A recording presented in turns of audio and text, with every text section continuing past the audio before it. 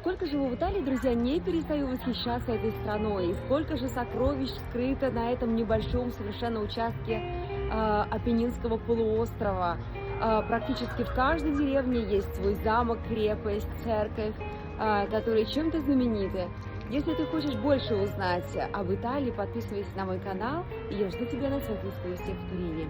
Также, если у вас есть вопросы по приобретению недвижимости, консультации, либо покупки и оформления нотариальной сделки, вы можете обратиться ко мне по следующим вопросам, также по таким как вид на жительство, открытие своего дела, частного предприятия и перемещение в Италию.